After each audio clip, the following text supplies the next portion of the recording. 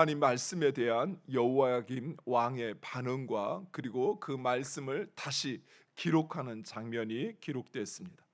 서기관들과 고관들은 비록 말씀을 듣고 회개하지는 않았지만 그 말씀을 하나님의 말씀을 듣고 놀라 곧장 하나님의 말씀을 왕에게 전하게 됩니다.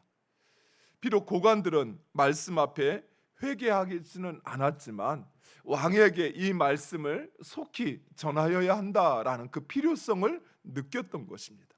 그러나 여호야김 왕은 이러한 서기관들과는 전혀 다른 반응을 보입니다.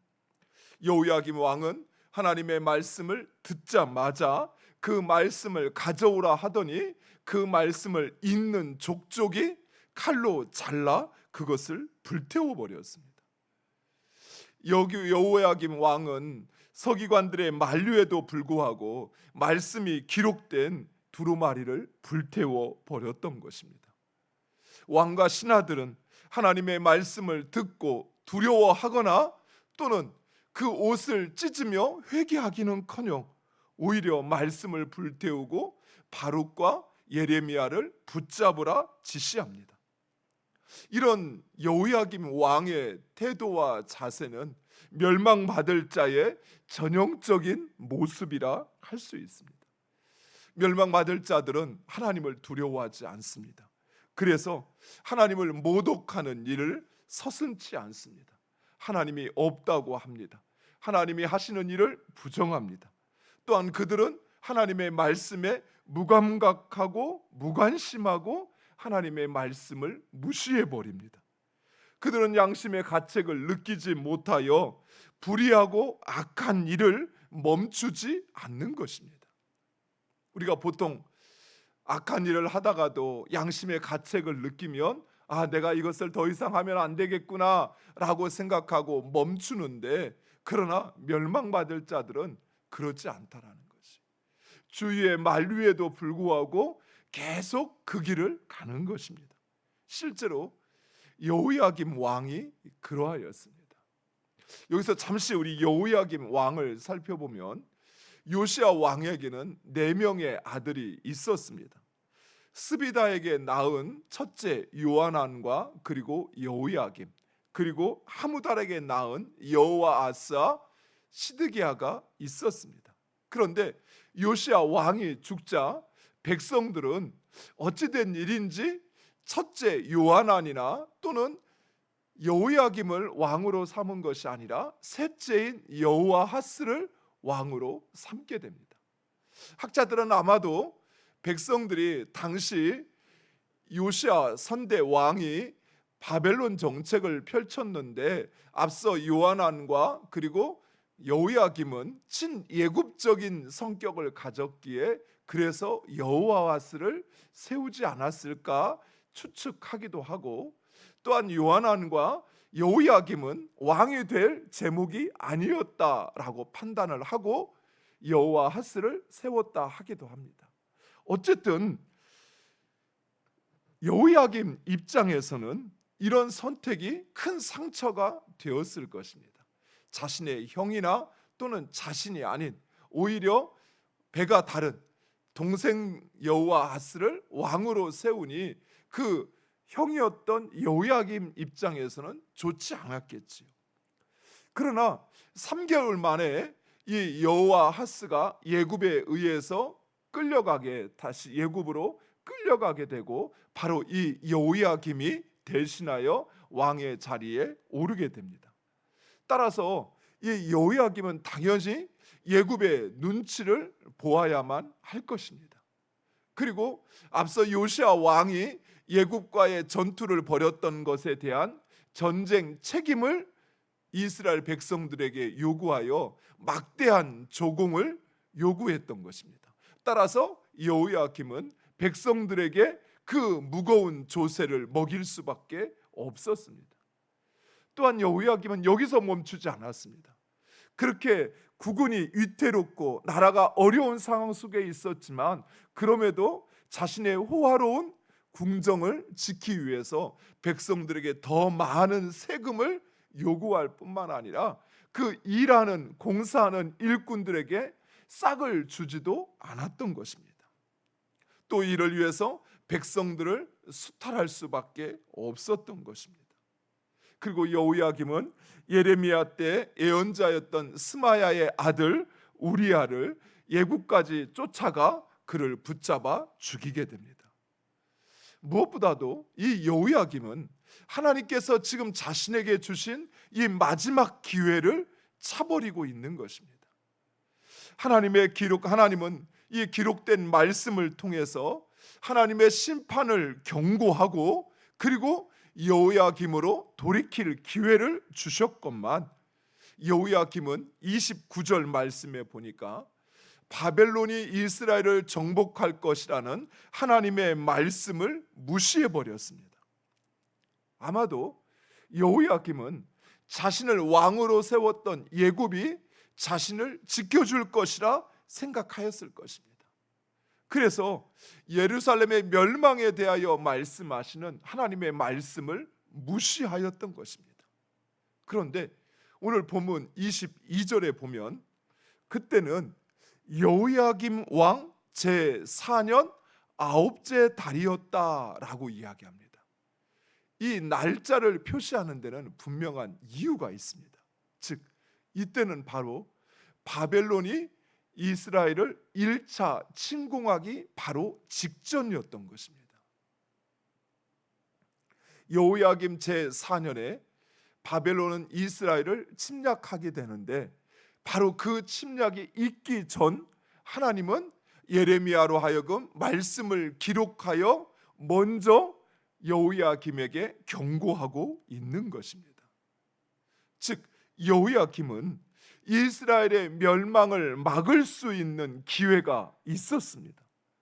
그러나 스스로 그 기회를 차버렸을 뿐만 아니라 스스로 멸망을 자초하고 있다는 사실입니다. 이처럼 멸망받을 자들은 오만하고 어리석습니다. 시대를 분간하지 못합니다. 자신이 알고 있고 자신이 기대하는 것, 그것이 전부라고 생각하는 것입니다. 하지만 하나님께 쓰임받는 사람, 하나님의 긍휼의 은혜를 받는 사람, 하나님이 주신 그 마지막 기회를 붙잡는 사람, 그 사람은 바로 겸손하고 순종하는 사람입니다. 이 여호야김의 아버지였던 요시야는 자신의 궁이 아닌 성전을 수리하면서도 일하는 그 일꾼들의 품삯을 스스로 또 백성들에게 모아서 그 품삯을 일일이 다 계산해서 싹을 주어 감당하게 합니다. 또한 성전을 수리하는 중에 성경책이 발견되어서 그 요시야 왕 앞에서 성경책을 읽자 요시야 왕은 옷을 찢으며 그 앞에서 회개하였습니다. 또한 요시야 왕은 하나님의 말씀대로 우상을 제거하고 유월절을 회복시키고 그리고 전 이스라엘의 종교 개혁을 단행합니다.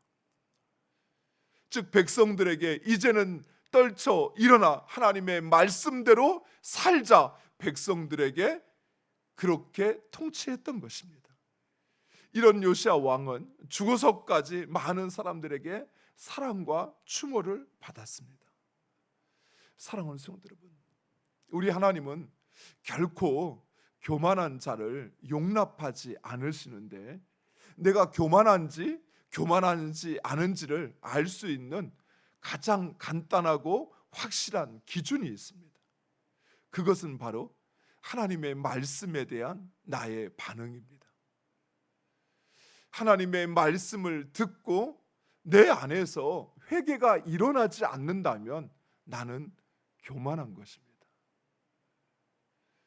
왜냐하면 빛이신 하나님, 그 하나님의 말씀에 우리 자신을 비추었을 때 우리는 과연 어떠할까요? 하나님의 말씀의 거울에 우리를 비추었을 때 우리의 모습이 깨끗할까요? 우리의 모습이 다시 고칠 필요가 없을 만큼 그렇게 온전할까요? 그럴 수 있는 사람은 아무도 없습니다. 이 세상 그 누구도 하나님의 말씀 앞에 온전한 사람, 거룩한 사람, 고칠 필요가 없을 만큼 완전한 사람은 아무도 없다는 것이. 그래서 진정 우리가 그 하나님의 말씀을 대면하거나 하나님의 말씀 앞에 서면 먼저 우리 안에 회개가 일어나야 돼요. 말씀대로 또 그 빛이신 하나님 앞에 설 수 없는 우리 자신, 나의 그 더러움이, 나의 위선이, 나의 교만이, 나의 어리석음이 깨달아져서 그래서 회개가 일어나야 되는 것이에요. 말씀대로 살지 못한 내 자신의 모습을 그 말씀을 통해서 깨닫고 우리는 그 자리에 옷을 찢는 것과 같은 회개가 일어나야 되는 것이. 물론 말씀 앞에 감사하고 또 말씀 앞에 기뻐하고 또 그 말씀을 통해서 우리가 위로를 받고 소망을 얻지만, 그러나 무엇보다 그 말씀 앞에 내가 스스로 멸망의 길을 행하였던 내 어리석음과 내 연약함과 내 용기 없음과 내 세상에 대한 욕망에 사로잡힌 마음이 하나님의 말씀을 알고도 듣고도 행하지 못하였던 내 모습으로 인하여 회개가 일어나야 한다는 것입니다. 하나님의 말씀을 무시하고 또 그것을 듣고도 무감각하고 무방랑하다면, 사랑하는 성도 여러분, 나는 교만한 것입니다. 교만이 특별히 목을 꼿꼿이 세우고 사람들을 무시하는 태도로 바라보는 그것만이 교만이 아니라, 성경에서 말하는 교만은 하나님의 말씀 앞에 자신이 드러나고 또 그 드러난 자신 앞에서 회개가 일어나지 않는 그것이 교만인 것이. 하나님의 말씀에 대한 정상적인 반응은 어떠할까요? 나만이 아니라, 우리만이 아니라 모든 사람이 하나님의 말씀 앞에 정상적인 반응은 자신의 죄를 깨닫고 회개하는 것입니다. 아니면 그 말씀에 내가 순종하는 것이. 둘 중에 하나예요. 하나님의 말씀 앞에 회개하든 하나님의 말씀 앞에 내가 순종하든.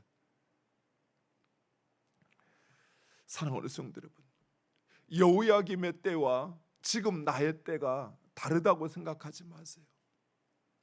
여호야김 역시 예루살렘이 멸망할 것이라는 하나님의 말씀을 무시할 만큼 그는 자신의 때가 평화로울 것이다, 자신이 앞으로 멸망하지 않을 것이다 생각했습니다. 또한 그는 하나님의 말씀 앞에서 그 말씀을 찢고 불태웠던 것은 나는 괜찮다, 그래도 나는 봐줄만 해, 이 정도면 됐어, 스스로 그렇게 생각했던 것입니다. 사랑하는 성도 여러분, 나는 괜찮다라고 생각하시면 안 돼요. 예레미야에게 임하였던 하나님의 심판이 어쩌면 우리에게도 예정되어 있습니다. 그리고 지금 하나님은 우리에게 마지막 기회를 주고 있는 것입니다. 깨닫고 돌이킬 수 있는 기회.